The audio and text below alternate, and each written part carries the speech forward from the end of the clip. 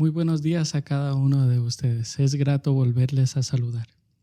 Es un buen tiempo para que podamos alabar y adorar a nuestro Señor Jesucristo por medio de estos cantos.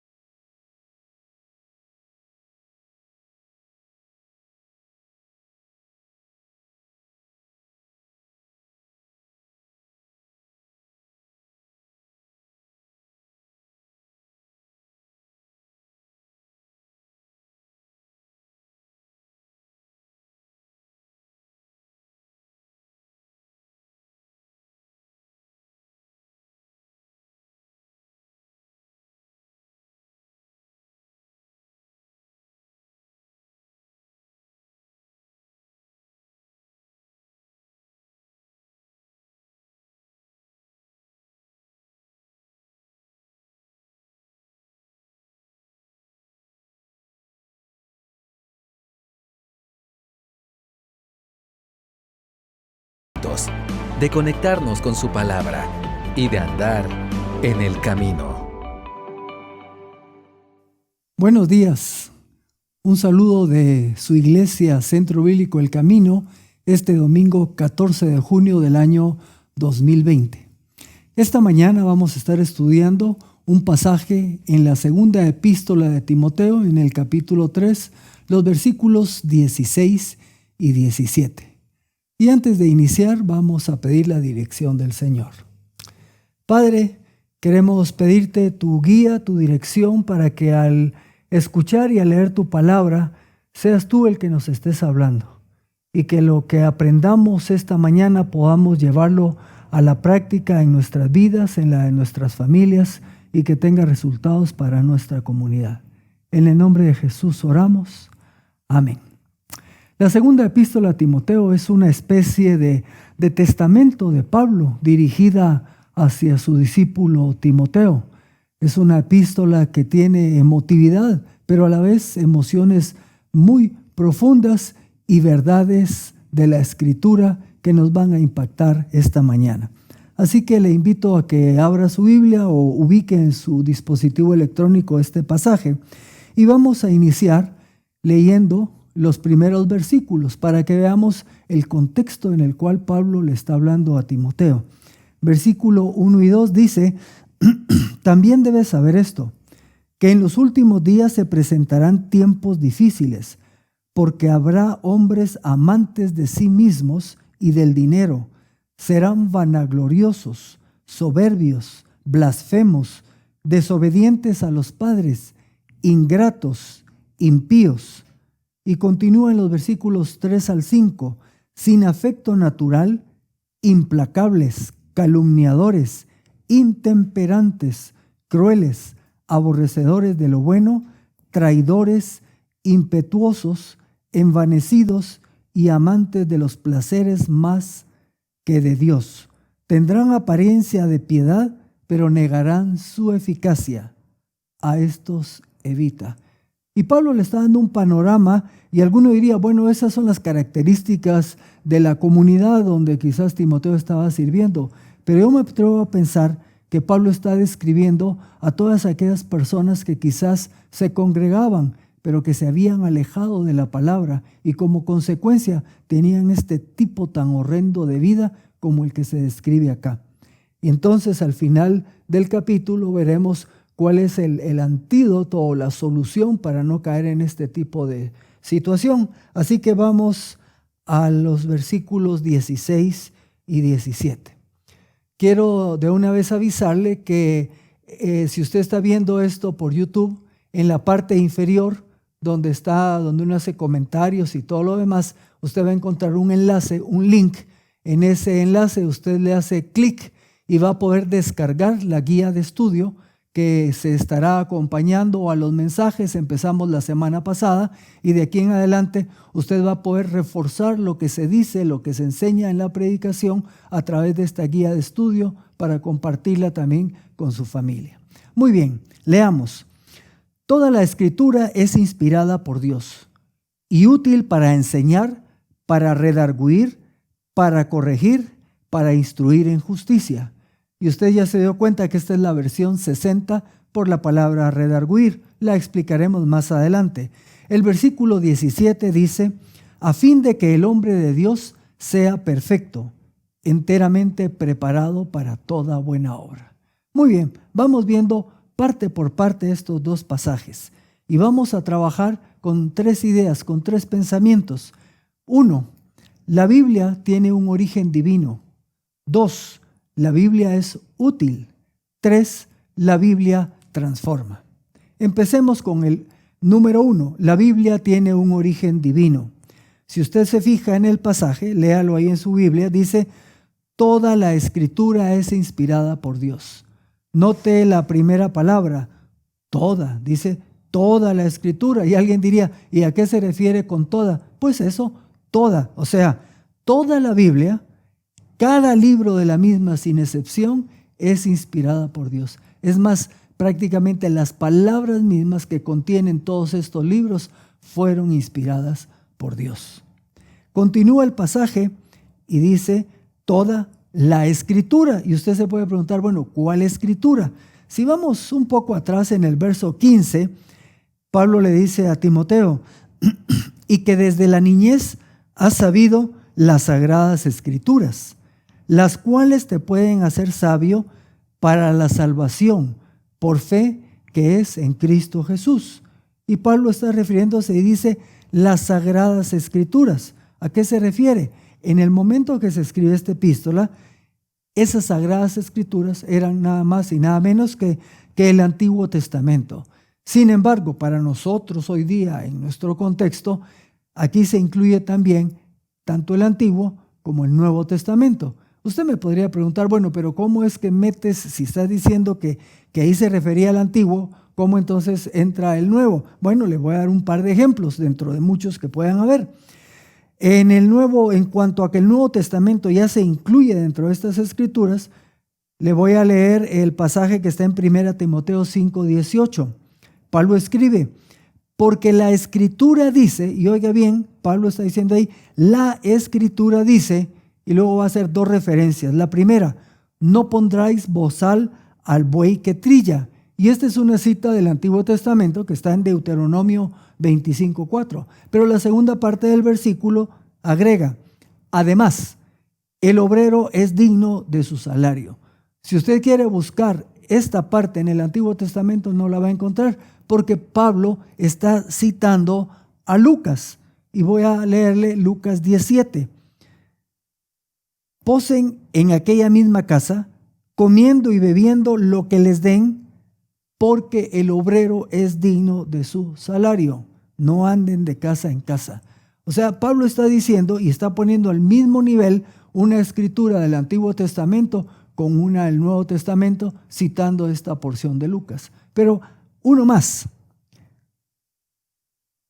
Pedro, escribiendo acerca de los escritos de Pablo, allá en 2 de Pedro 3:16, Pedro dice lo siguiente, él, refiriéndose a Pablo, él habla de estas cosas en todas sus epístolas. Imagínense, ya había un conocimiento no de una, sino de varias epístolas de Pablo. Y agrega, en las cuales hay algunas cosas difíciles de entender, que los indoctos e inconstantes tuercen, como lo hacen también con las otras escrituras para su propia destrucción. Aquí Pedro está poniendo las epístolas de Pablo a la par de las otras escrituras donde se refiere al Antiguo Testamento. Y este es un par de argumentos dentro de otros donde podemos decir que entonces en 2 Timoteo 3:16, cuando dice toda la escritura para nosotros hoy día contiene el Antiguo y el Nuevo Testamento. Agrega en el versículo 16 del pasaje que estamos estudiando, dice que toda la escritura es inspirada por Dios.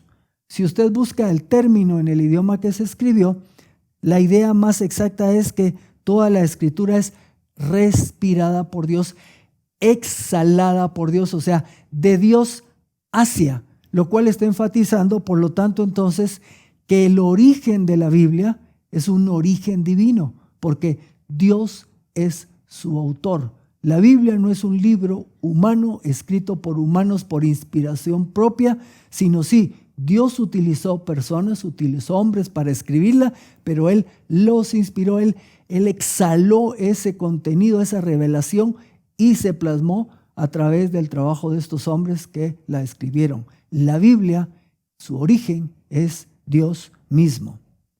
Desde Génesis hasta Apocalipsis, Dios revela su verdad, su carácter, sus atributos y su plan divino para la redención del hombre, todo esto en su palabra.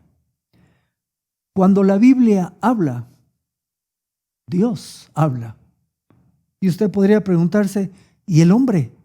El hombre sencillamente calla, escucha y obedece. Podemos agregar alguna otra información de la Biblia que le puede ser útil. Recuerde, estos 66 libros que tenemos nosotros en la Biblia, que tenemos en nuestras manos, estos 66 libros fueron escritos en un periodo de alrededor de 1500 años por alrededor de unos 40 escritores diferentes, escritores que provenían de distintos estratos socioeconómicos y educativos en 3 continentes diferentes. Sin embargo, este libro, con sus 66 libros, presenta una unidad de contenido. ¿Por qué? Porque su autor es uno solo, su autor es Dios. Por eso toda escritura es inspirada por Dios. Así que cuando usted tiene en sus manos la Biblia, tiene en sus manos la palabra de Dios, la palabra inspirada, originada en Dios, que contiene la revelación de Dios para el ser humano.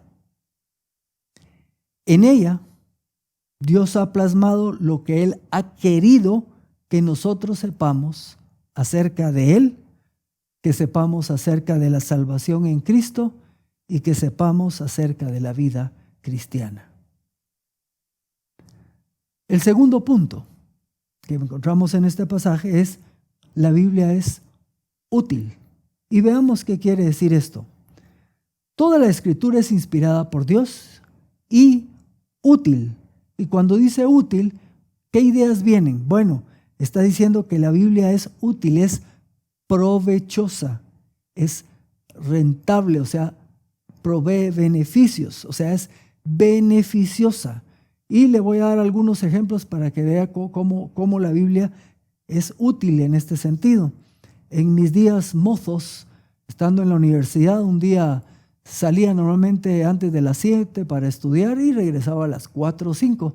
En una oportunidad me pasé al grupo cristiano donde yo recibía estudios bíblicos y se me pasó el tiempo, así que regresé a casa a las 7 de la noche, 12 horas después de haber salido. Mis padres estaban preocupados. En esa época no habían celulares.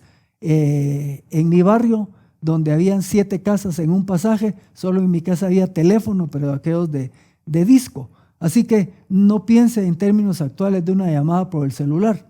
No había llamada y a mí se me olvidó. Bueno, sale mi mamá cuando ve que entro y me dice, ¿qué pasó, mijo? Estamos preocupados. Sí, le dije, es que me fui para cruzada estudiantil. Prepárate, tu papá está sumamente molesto, así que alístate porque ahorita viene y te va a hablar fuertemente. En ese momento me recordé de un pasaje, Efesios 6, 1 y 2, donde nos dice, hijos, obedeced en el Señor a vuestros padres. Así que dije, bueno, ¿qué es la actitud que debo de tomar? Pues debo de ser obediente, sumiso, sometido a ellos, honrarlos. Así que cuando llega mi padre y fuertemente me empieza a hablar de esa tardanza, de la preocupación, lo que normalmente hubiera sido una discusión, se hizo sencillo. Sencillamente le dije, tiene razón, fue una desconsideración de mi parte, la próxima vez voy a tratar de conseguir un teléfono y avisar, lo siento. Lo que hubiera sido una batalla enorme, sencillamente se convirtió en un pujido de mi papá. Se dio la vuelta y se retiró. En ese momento dije yo, ¡qué barbaridad! Lo que la Biblia hace, no hubo pleito, sencillamente un diálogo. Y en otra oportunidad, para ilustrar este punto, estando en la universidad, en mi oficina, entra un alumno sumamente irritado, enojado por un problema que había tenido, entra con la voz elevada, pide una entrevista conmigo, se sienta en mi escritorio hablando fuerte, y me recordé del pasaje de Proverbios 15:1. La blanda respuesta aplaca la ira, mas la palabra áspera hace subir el furor. Así que, utilizando la palabra, mi respuesta fue suave y tranquila. ¿Y saben qué es lo interesante? En pocos minutos este joven estaba tranquilo, encontramos solución y se retiró. Así que con estos dos ejemplos quiero decirle, la palabra de Dios es útil, funciona, es beneficiosa. Pero veamos un poco más. Cuando hacemos, y recuérdese que la palabra dice que la palabra de Dios es útil para enseñar. Bueno, tengo este pensamiento que he desarrollado a través del tiempo. Cuando hacemos lo que enseña la palabra de Dios, nos tiende a ir bien. Pero cuando no hacemos lo que enseña la palabra de Dios, nos tiende a ir mal. Ampliemos las enseñanzas que están acá. Se nos dice que la palabra es útil para enseñar, para redarguir, para corregir, para instruir en justicia. Veamos cada uno de estos aspectos. Útil para enseñar. La palabra me enseña acerca de Dios, me enseña acerca de la salvación en Cristo y me enseña acerca de cómo quiere Dios que yo viva la vida cristiana. La palabra me enseña la doctrina, la buena, la sana doctrina. Y piense un momento, ¿cómo usted va a distinguir lo que es falso si usted no conoce la verdad? Por eso es que es necesario que la palabra nos enseñe acerca de Dios, de la salvación en Cristo y de cómo quiere Dios que vivamos la vida cristiana. En Efesios 4:14, cuando Pablo está enseñando que Dios ha levantado una serie de hombres y dones para edificar la iglesia, en el versículo 14 dice, y todo esto para que ya no seamos niños, sacudidos a la deriva y llevados a donde quiera por todo viento de doctrina. Y obviamente estas son enseñanzas erróneas que por estratagema de hombres utilizan para engañar con astucia usando las artimañas del error. Cuando nosotros aprendemos de la palabra, porque la palabra es útil para enseñar, entonces nos fortalecemos y estamos libres de ser llevados por cualquier viento de doctrina o enseñanza errónea. El segundo elemento de este grupo es que la palabra es útil para redarguir.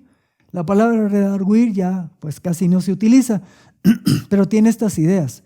La palabra, y voy a usarlo en primera persona, la palabra me reprende, me hace ver lo que está mal en mi vida. Cuando usted lee la palabra, usted ahí se pone frente a un espejo y la palabra le va a decir aquello que está mal en su vida. O como dirían los patojos hoy, los chicos, me testea, o sea, me prueba para ver cómo estoy y de una vez me da un diagnóstico y me dice, ok, eso no está bien, Eso es lo que hace la palabra cuando nos redarguye. Recuerde lo que dice Hebreos 4:12, cómo la palabra tiene un efecto intenso en nuestra vida. Porque la palabra de Dios es viva y eficaz y más penetrante que toda espada de dos filos. Penetra hasta partir el alma y el espíritu, las coyunturas y los tuétanos. La palabra tuétano es la médula, el centro de los huesos, y discierne los pensamientos y las intenciones del corazón.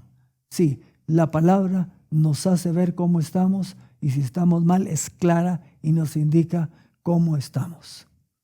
El siguiente elemento es que la palabra es útil para corregir. Muy bien, no solo nos dice cómo estamos, que estamos mal, sino también nos va a indicar qué tenemos que hacer para enderezar el camino, para corregir, para hacer lo que a Dios le agrada. La palabra endereza mi rumbo de acción, me dice lo que debo de hacer. Tengo un pasaje aquí como ejemplo. Aquí nos va a decir lo malo, pero nos dice cómo corregir el rumbo. O sea, nos reprende, pero nos corrige. Efesios 4:28. El que roba, en pocas palabras, ya te dijo ladrón, ya ahí te hizo ver, te reprende. El que roba, no robe más. Y aquí está la corrección. Okay, ¿estás mal en esto? No lo hagas más. Pero no solo dice no hacerlo, sino dice qué más hacer. Dice el versículo, no robe más, sino más bien trabaje, haciendo con sus manos lo que es bueno, a fin de que tenga que compartir con el que tiene necesidad. Y así es la palabra. Nos hace ver en qué estamos mal, pero luego también nos instruye sobre qué es lo que tenemos que hacer, cómo corregir eso y caminar por el camino que Dios quiere. El otro elemento es que es útil para instruir en justicia. ¿Qué quiere decir esto? Bueno, la palabra de Dios me entrena. Esa palabra instruir también tiene la idea de entrenamiento. La palabra me entrena para vivir una vida justa, me enseña a hacer lo correcto, me guía en disciplina para alcanzar mi desarrollo completo. ¿Ya se ha dado cuenta cómo entonces la palabra de Dios es útil en todos estos aspectos? Nos enseña, nos reprende, nos corrige, pero nos ayuda también a vivir una vida justa, agradable a Dios. Y el tercer punto de este mensaje es que la Biblia transforma. Veamos el versículo 17. Dice, a fin de que el hombre de Dios sea perfecto, enteramente preparado para toda buena obra. Bueno, partamos esto en dos partes y veamos la primera. A fin de que el hombre de Dios sea perfecto. ¿Qué quiere decir eso de perfecto? Bueno, quiere decir completo, capaz y competente, fuerte en la vida y defensor de la fe. El objetivo de la palabra es que nosotros maduremos y por eso dice, se espera que seamos completos, capaces y competentes. Y la segunda parte del versículo agrega, enteramente preparado para toda buena obra. ¿Qué quiere decir esto? Bueno, este hombre de Dios aprende, pero no solo aprende, sino lo pone en práctica en su propia vida. Y además, comparte el evangelio. Y no solo eso, capacita a otros para que vivan una vida justa y agradable delante de Dios. La palabra provee un desarrollo completo e integral, no solo para nuestras vidas, sino al afectar nuestras vidas, al aprender nosotros, al ponerlo en práctica, nos mueve también a aplicar esto con otras personas, a hacer un proceso de discipulado. Y no solo se termina con un tiempo de enseñanza, sino que se busca que eso se multiplique a través de que estas personas también cambien, sean transformados a la luz de lo que enseña la palabra de Dios. Vayamos descendiendo. Qué bien, ¿verdad? Ok, está bien, nos ponemos contentos. Sí, tengo en mis manos la Biblia que tiene un origen divino, es inspirada por Dios. Qué libro más maravilloso. Y también me doy cuenta que me va a enseñar acerca de Dios, de la vida cristiana, de la salvación, y que me va a decir cuando no estoy bien y me va a enseñar cómo cambiar, cómo mejorar, y me va a llevar a ser un hombre con una vida diferente que agrade a Dios. Pero si no la leo, si no medito en ella, si no la estudio, si no profundizo en sus enseñanzas, ¿sabe qué va a pasar? Bueno, no va a pasar nada bueno. Si no leo la palabra, no medito en ella, posiblemente entonces mi vida se va a convertir en esa descripción que leí al inicio de los primeros 4 o 5 versículos, donde habla de una serie de hombres malos y perversos, con un tipo de vida que lejos de honrar a Dios, lo deshonra y afecta a todo a su alrededor. Así que esta mañana yo quiero que usted piense cómo está usted respecto a la lectura y estudio de la Biblia. Porque si usted se va a conformar con oír un mensaje el día domingo, eso no es suficiente. ¿Cada cuánto usted come? Bueno, la mayoría comemos todos los días y por lo regular 3 veces al día y algunos hasta un poco más y no perdonan un día sin alimentarse. Ahora la pregunta es, ¿y con respecto a la Biblia? ¿Cómo me estoy alimentando? Es que ese es mi alimento espiritual. Ahora, ¿cada cuánto la leo y la estudio? No sé, 1 vez a la semana, 2, 3, usted sabrá eso.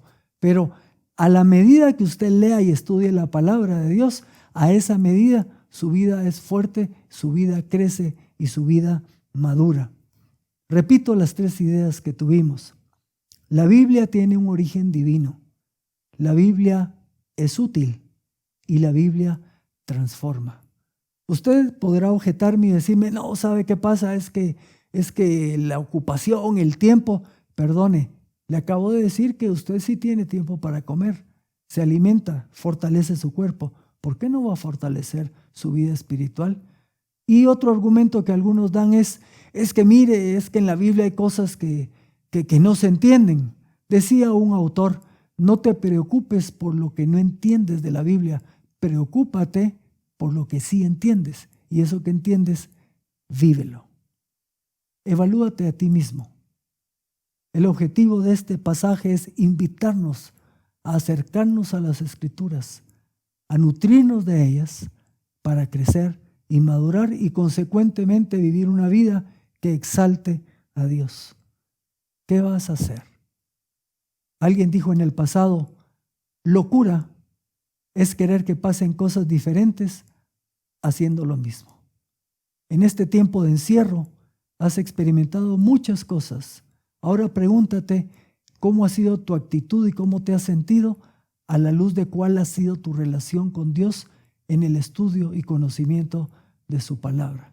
Piensa eso y aprovecha este tiempo para cambiar y decide iniciar a estudiar la palabra en serio, cada día como un alimento, el pan nuestro de cada día. La palabra es el pan que nutre nuestro corazón, nuestro espíritu y fortalece nuestra relación con Dios. Espero que Dios te bendiga y que encienda en tu corazón una sed por su palabra, que anheles ese tiempo, como decía el Salmo 42, así como el siervo clama, desea las corrientes de las aguas, que así sea tu deseo de tener una relación íntima con Dios, oyendo su palabra a través de la Biblia. Que Dios te bendiga.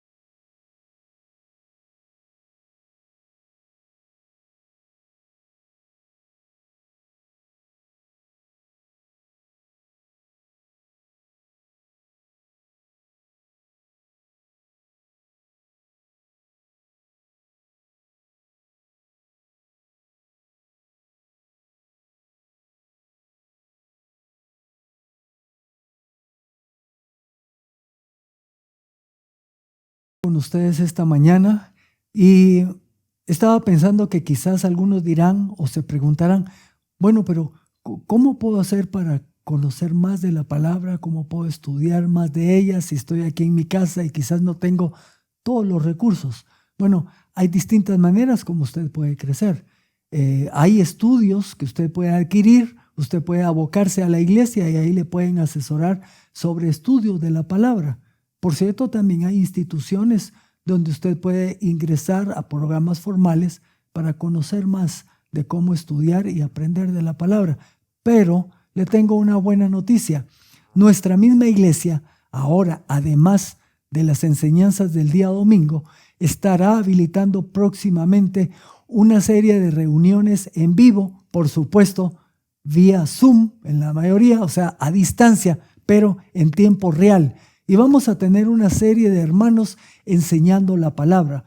Va a haber una enseñanza el día lunes, martes, miércoles, jueves, viernes y sábado. Y va a abarcar a distintos grupos. Por ejemplo, si tú eres joven, entonces conéctate el día miércoles, que va a ser el estudio bíblico de jóvenes. Ahora, si ustedes son una pareja con hijos pequeños, el día sábado va a haber estudio de la Biblia para matrimonios con hijos pequeños.